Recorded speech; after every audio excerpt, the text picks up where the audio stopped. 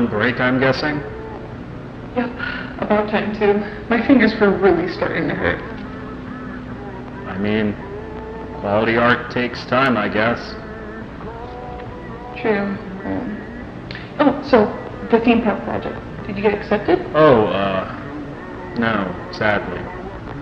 Some asshat got my spot, and the other spots were all taken. What? They got lucky? Yeah, some kid named Brandon. Maybe I can talk him into trading the position? I'm not sure if that's a good idea. Did you see the drawings he did? Good point. He wouldn't make it a day in our department. No kidding. For kids medium, this industry is like really cutthroat. Anyways, so... Can I ask something? Oh, sure. Ask away. What do you know about the archive?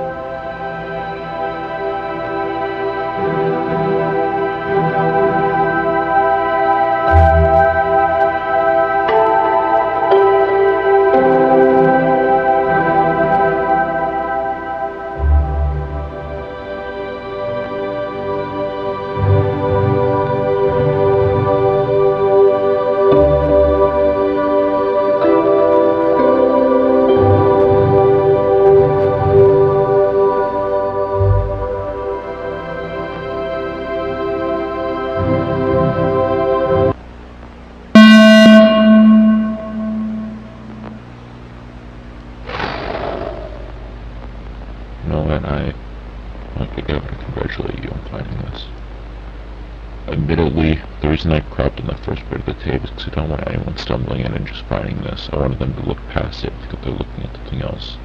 But you found it, and it must have been for a reason. You were looking for this. What I have back here, underneath this tape, should be a box. The box should have a little sticky note on it if you need it. It should be pink. Inside this box is a compilation of what I found within the 4 missing workers at Broadside, or at least their last known locations, and any media I could find regarding them. There's something wrong with these things, man. I don't know what it is. Just so weird. I don't think I can keep going on with this. My relationship with this company is already very rocky. I don't want to risk contamination. It's a messed up place, that's for certain, but there's only so much I can really do about it. So I'm gonna leave these here, and whoever it ends up in the hands of, all I can say is good luck. Thank you. Currently being face planted. not have to wear those silly costumes.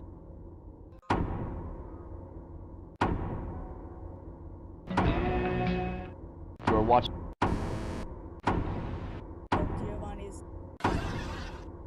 Currently being not have to wear. You're watching. Currently being not have to wear. You're watching. Currently being not have to wear. You're watching.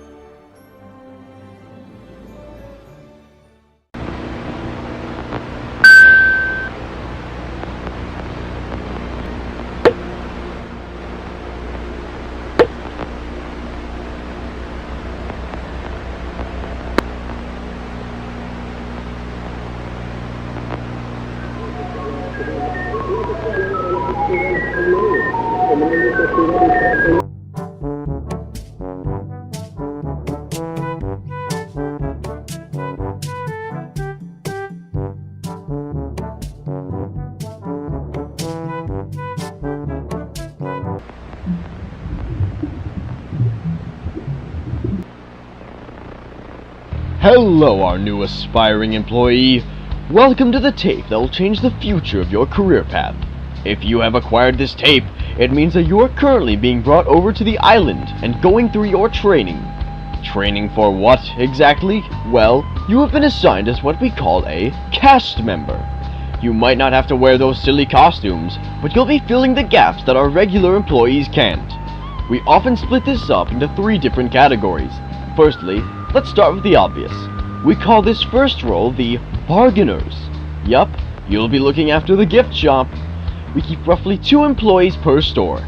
Since they're small, this should be a piece of cake. Each store has a closet behind the register. This is where we keep our cleaning equipment and shipments of the merchandise we give out.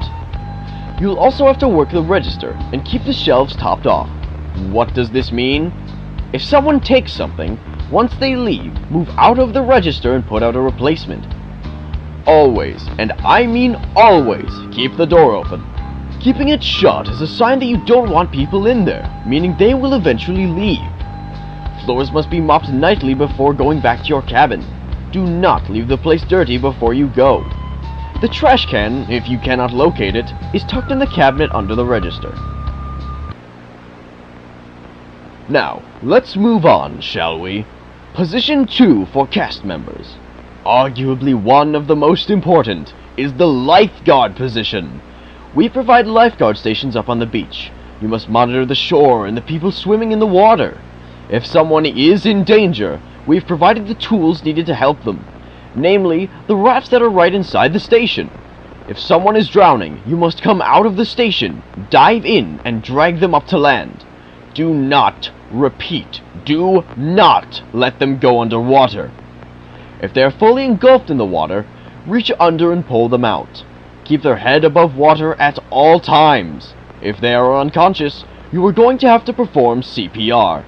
Press on the stomach 30 times, 2 breaths to the mouth, and repeat until they are breathing once again. If they are provided a whistle to catch the attention of those who could be endangering others. Bottom line, keep them out of the water. Keep them out of the water. Keep them out. Remember from our movie, The Tiny Mouse Chef, anyone can cook. But, of course, that doesn't mean everyone will. As a matter of fact, we leave that job to the professionals. In your case, you will be the one doing all of the dirty work, cleaning the dining huts, and refilling the soft serve machines. You are basically the backbone of the kitchen, if you think about it. Your goal is to create an enjoyable environment, void of any disturbances, especially whilst guests are eating. We serve a multitude of different foods here. Fast food, tropical themed dishes, and hey, on the bright side, cast members' lunch is provided to them for free. While this does bring us to the end of your duties, there are some other things I believe we should be arriving on the island in a few days. If you are watching this tape, make yourself at home. And remember, copies of this tape will be provided to anyone who needs them upon request.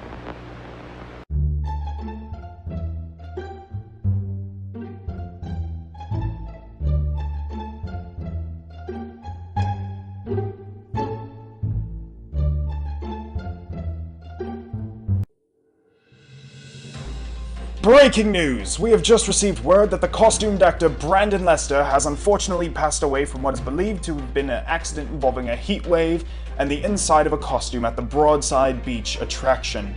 Lester was supposed to be playing the character of Bucky Beaver, taking a photo with a family when he desperately began grabbing at his throat, which had been covered up by the big solid head of the costume. He fell to the ground, prying at his head until he stopped moving. The cruise's tours to the island have been suspended until this problem has been sorted out. Broadside themselves have provided zero information about this topic and are offering no further statement on the issue. And coming up, this local farmer has somehow produced a 3-eyed chicken. This mutation of the chicken's body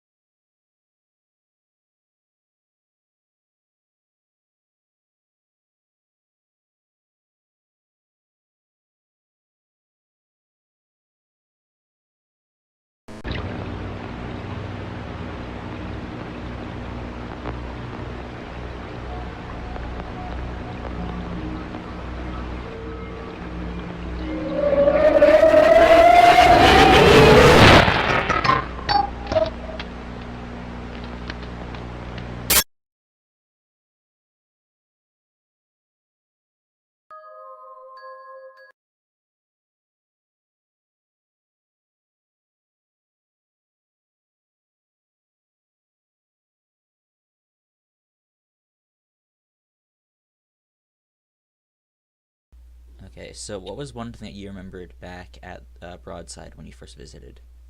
When I first visited the island, I was like, "Hey, I want to see Giovanni because Giovanni is cool." And I asked one of the employees who works there. I asked him, "Hey, where is Giovanni? He's missing," and they said he was sleeping. But I really didn't buy it. I think, I mean, I yeah, don't. Huh. yeah, I didn't really buy it at all. It Yeah, was like this. yeah. I think that that's kind of like an excuse they make because I don't really think they sleep at all very much because they're costumes. Yeah. Eh, I don't know. I don't understand why they wouldn't like. I figured they would have like scheduled times or something like that. They were always just kind of walking around the place. Mm-hmm. Okay, so what was one thing you remembered while you were at the park? Oh man, uh, I kind of repressed this, if I'll be honest, but it might have been nothing, but it was so weird. Bear with me, my memory's kind of going. It's been so long, but I was 4 years old, and I was playing tag with I think with Bucky and a couple other kids that they were really good at like whoever was in those costumes, like good job to them because they were running around playing tag. That's got to be a really hard time for them. Yeah. But anyways, I remember playing tag with like Bucky and a couple other kids, and uh, I tripped and just completely face planted into the sand all in my eyes. And when I get up, like brushing the sand out of my eyes, I might have seen something because of the sand. I might have been seeing things, but I swear to fucking God, the sand moved. I could see a lump where I had sprained my ankle that Huh. was pulsating, and then it just sunk back down.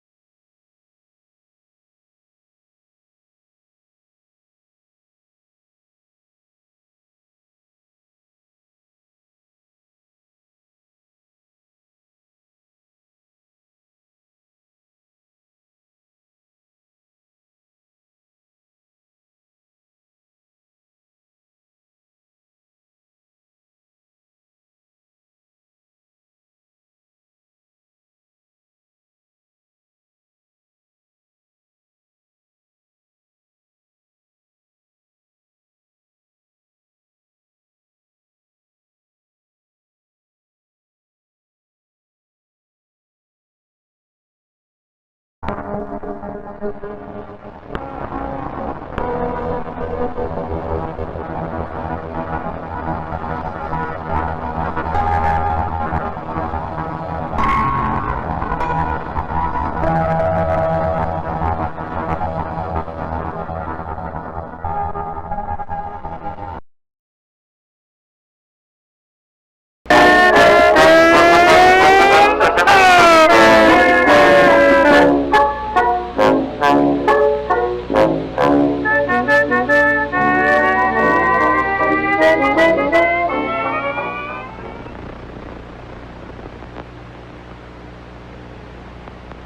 everyone, welcome back to our lovely little show. Today, we're going to read you the story of Nulla Terra. No Terra? What kind of a name is that?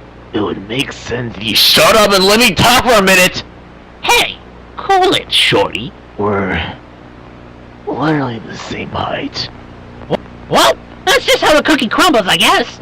But please, go stick your nose in a book and read us the story of a guy who does something or goes somewhere and dies shortly after. Oh, how about this? I'll tell a story for once. Once upon a time, there was a stupid bunny named Hunter who thought he could run a show by talking a little boy, wearing a mask, and having no friends.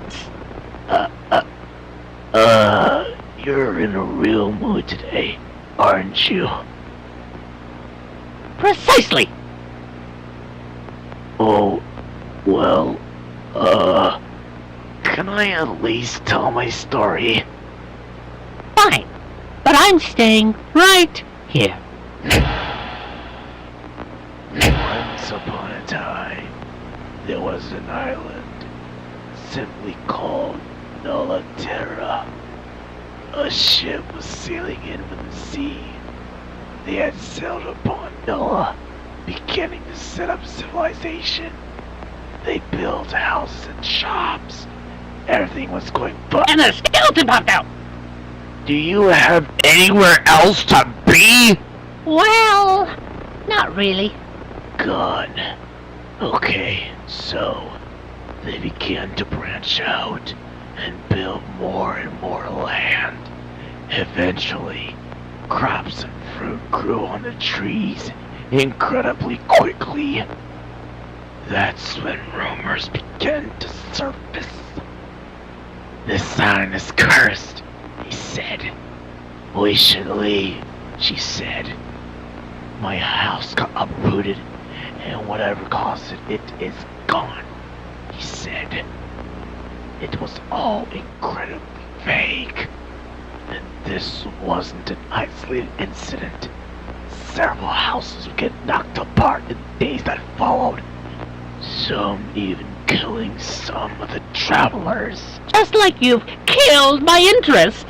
There is nothing I would like more right now than to grab your neck and squeeze it till stuffing comes up your throat.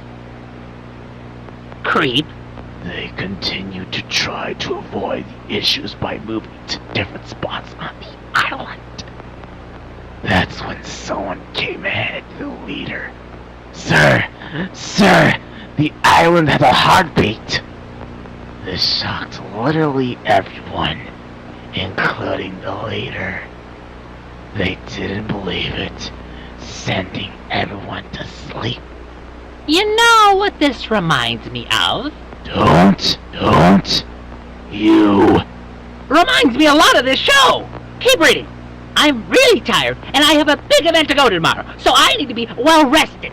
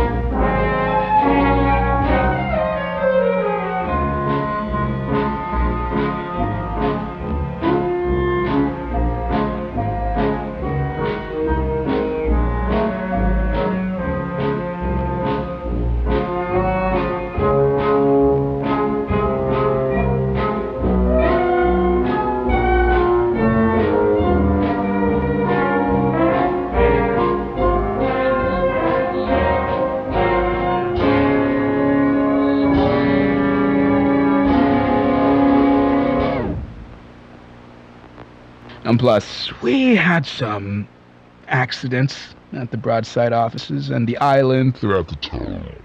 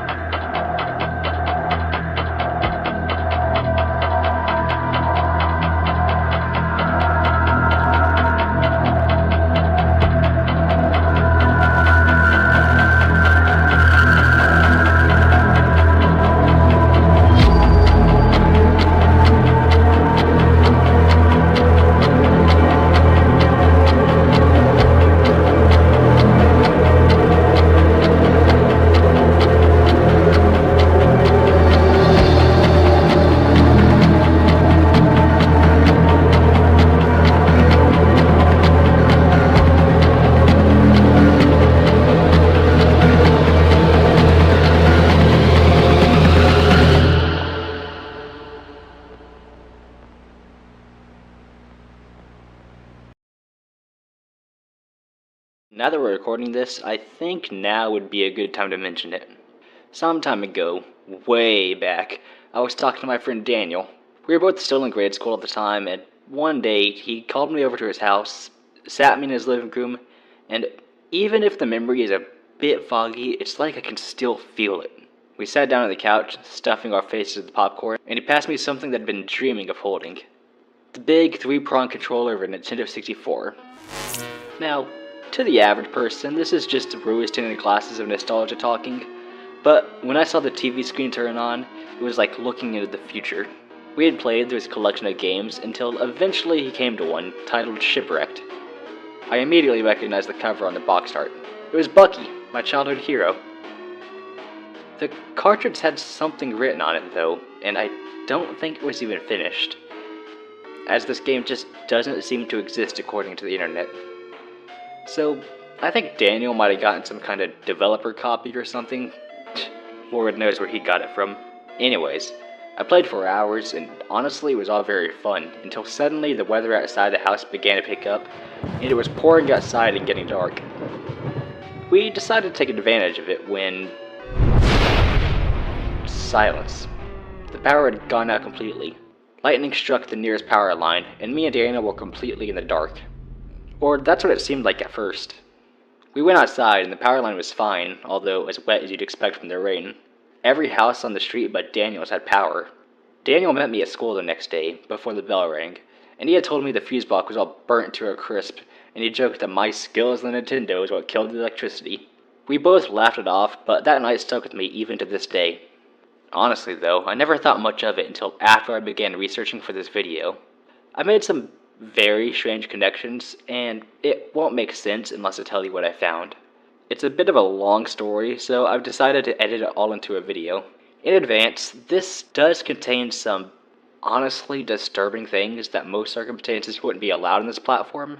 If you think you got the stomach for it, continue watching and I'll guide you through what I found. Otherwise, it's best if you click off.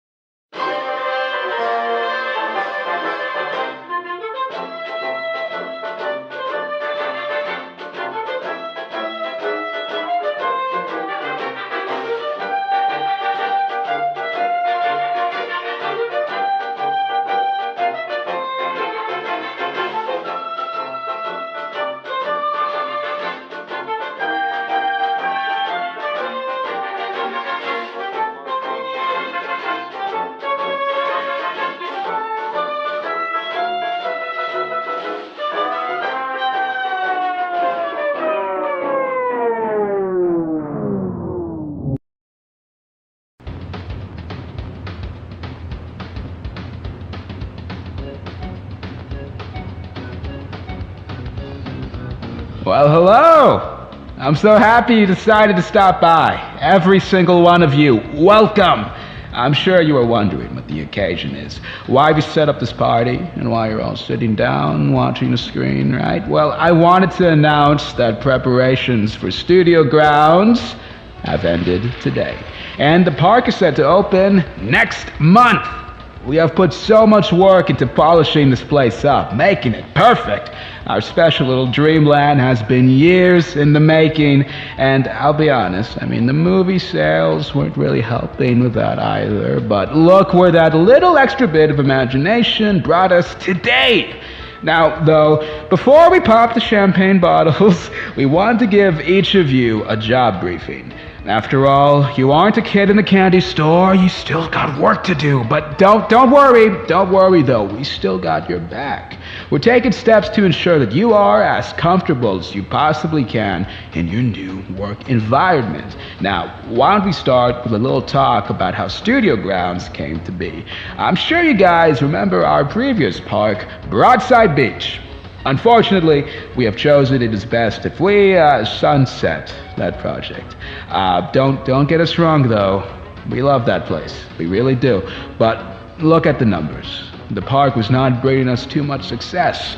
It cost a lot of money to run, and we weren't breaking even anymore, so we decided the best place to start would be a real theme park with rich decor and a real sense of presence. Studio Grounds is the new generation of theme park entertainment, if you will. And plus, we had some accidents at the Broadside offices and the island throughout the time it was running, so we have taken extra measures to make sure that Studio Grounds is about as safe as it can be. But enough about us. Let's talk about you. No matter how much we show Bucky and his friends on the advertising and in the park, you, all of you, are the true spirits of this company. You are the friendly faces that our visitors are going to see and interact with every time they enter the park. And that means that you, all of you, are essential to this park. You are the true faces of Studio Grounds. And what beautiful faces you guys are. And finally, before we start, let's all give a moment of silence to Rex Broadside, the man who managed to spring this whole park into life. The man who taught us we can be whoever we want if we just put in the work to do so. We miss you, Rex.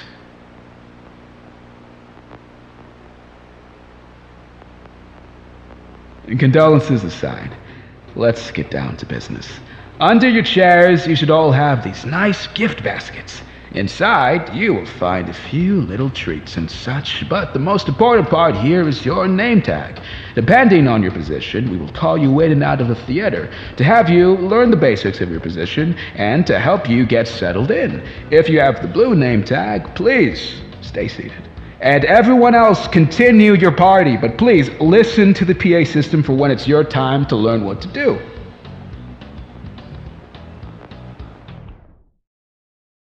Hello! So, all of you in the room should have a blue name tag. That means that you are a janitor. As a result, you are going to be making rounds around the parks and attractions and just cleaning up whenever you can. You normally would work after hours, so you can do whatever you want during the day. You can sleep, make yourself a coffee, go shopping. The choice is yours. So long as you make it here before the time that we need you. Now, as for proper supplies, you have been provided with basically everything you would need to clean even the toughest of messes. I'm sure you already were trained how to do this, so I have faith that we won't need to reteach this, but what you do need to know is what you can and cannot do. Inside your gift basket, as well as your tag, is your blue level 1 access card. This card allows you into the places where you need to go. However, red cards, or any rank above reds, are off limits to you. And nothing personal, but your trust at the company, as of now, with a lot of you being newcomers, is very low. However, you can work your way up the ranks, and if you work hard enough and earn trust, you will be able to access areas in the park that you are normally unable to reach. Don't worry though, we don't have any skeletons in our closet, unless you're talking about the Halloween prop storage. Now, don't take this position as a punishment. If anything, you're performing the most appreciated and important job at this entire park. Someone's gotta get their hands dirty and keep the park clean. And in this case, that someone is you. And you are a very important person to all of us for all the effort that you guys put in. And even if you don't realize it, our guests care about it too. A spotless park is a park that people will want to visit again. And you are contributing to that, whether you believe it or not. So, thank you for all the work that you guys put into keeping us up on our feet. Now, let's discuss where you are going to be cleaning. For instance, if you are in Sector 2, then that means you're going to be cleaning up Frontier Street and Rex's Garden, and of course, Sailor's Retreat. If you are in Sector 5, you are to clean Haunted Hills and Futureland 2020. Don't worry though, the amount of work you are given on a nightly basis is just around enough to keep you occupied during your hour, because we would hate to pile too much work onto you guys. After all, you guys got a very important job, and I think that we all know that you guys deserve appreciation for what you do. Another thing to be aware of are the security cameras that we have placed all throughout the location. We will be monitoring all of you as you work, and if we see an extraordinary performance from any of you, you will be rewarded accordingly. We always reward people who put in 110% effort into their craft. And if it helps you feel more enthusiastic about your job, that's something great in our book. On the contrary, try not to avoid the cameras. If anything potentially goes wrong, any person who we cannot see will always be the prime suspect. So stay on the cameras for as long as you possibly can at a time. Don't worry, it pays off. Really, it does. Anyway, I think that's all we need to tell all of you janitors. Now go! Have a good time in the party room, and we'll wait for the next group to come in. So long now!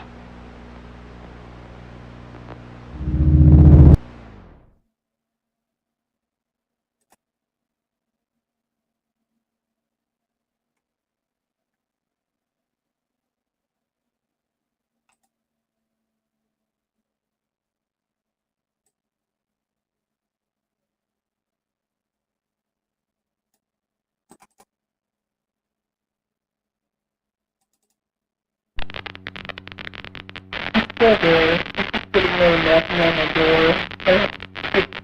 Hang on. Don't give me coffee.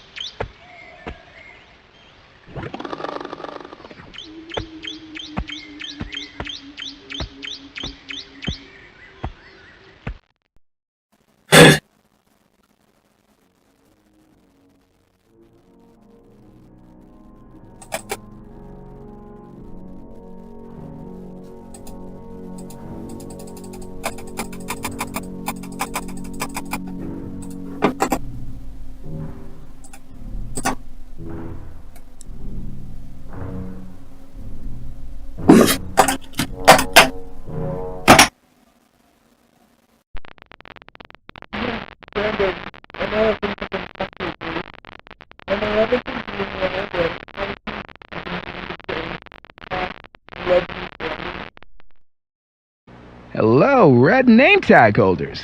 It's nice to see you here. It's nice to see all of your wonderful faces, actually.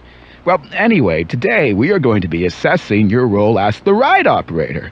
Now, we aren't going to be going into specifics, as ride operation is a very complicated system and it is very hard to keep up with, so we're going to let briefings take place depending on your position, so you can really learn your post through and through. First off, one of the most important things to any park, but especially our park, is that everyone here plays a part, both in the literal sense and the figurative sense. So please stay in character, anytime you can. Of course, the way you act depends on the location of the park you're in.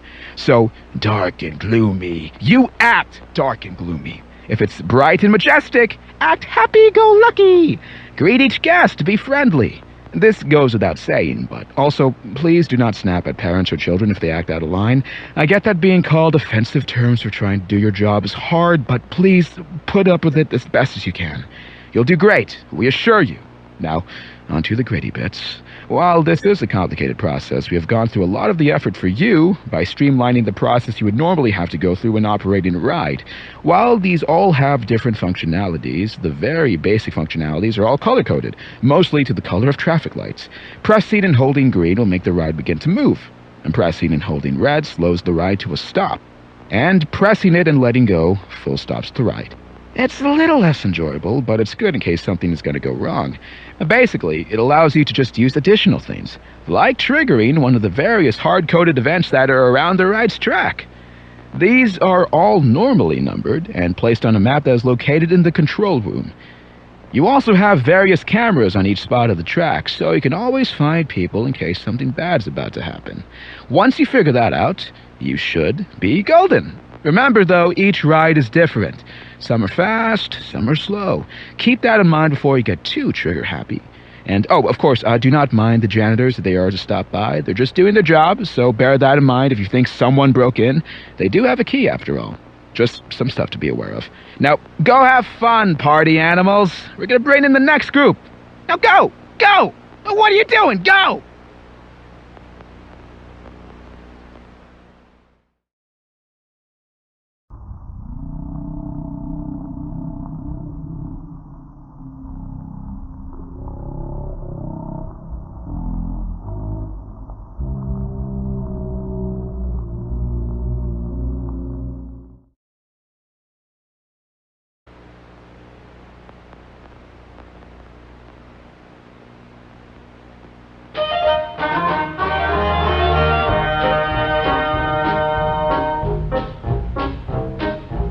It was a bright, sunny day, and Bucky was setting up his local fish shop down by the local market.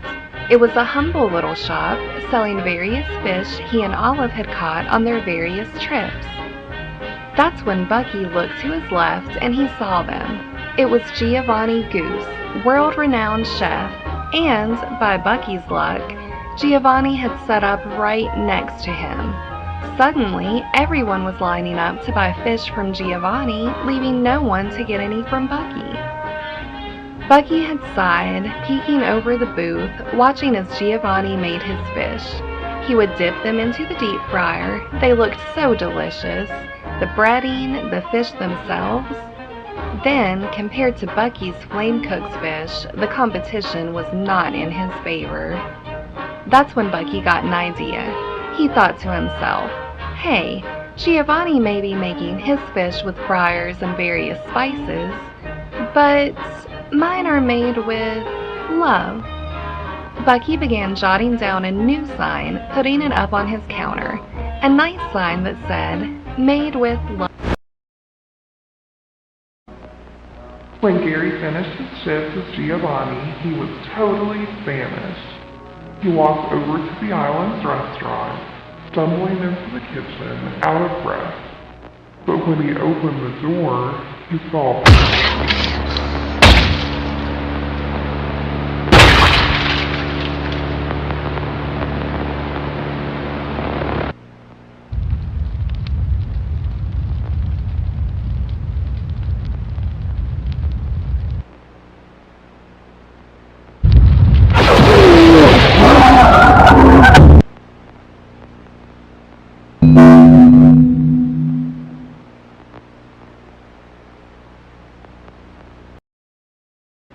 Hello, everyone. Welcome. You all have a gray name tag. That means that you have the most important job of them all. You have demonstrated to all of us that you have what it takes to fill this position. This is also why we need each and every one of you to keep everything that is said in this room to other gray name tag holders. Consider this a non-disclosure agreement.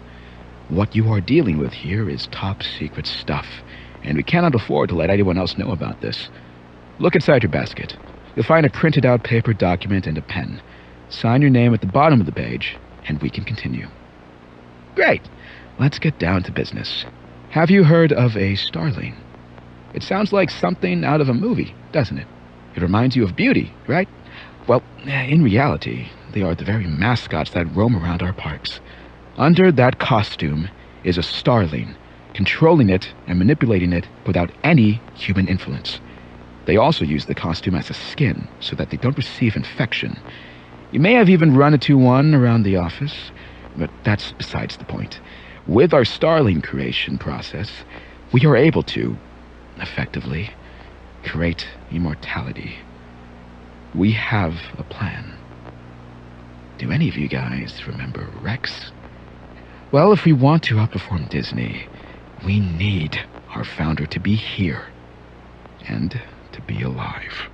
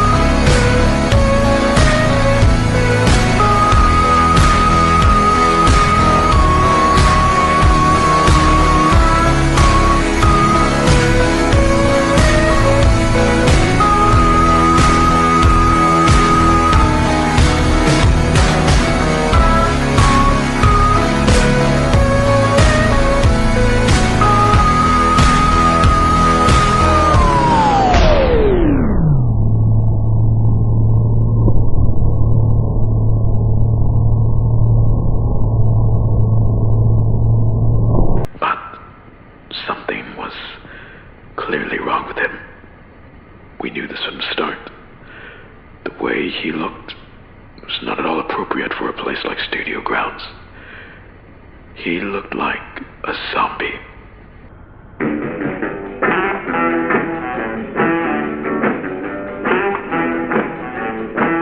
Now I've got a guy and his name is Julie. He's my guy and I love him truly. He's not good looking, heaven knows, but I'm wild about his crazy clothes. He wears his tan shoes with pink shoelaces, a polka dot vest, and man, oh man, he wears his tan shoes with pink shoelaces, and a big Panama with a purple hat.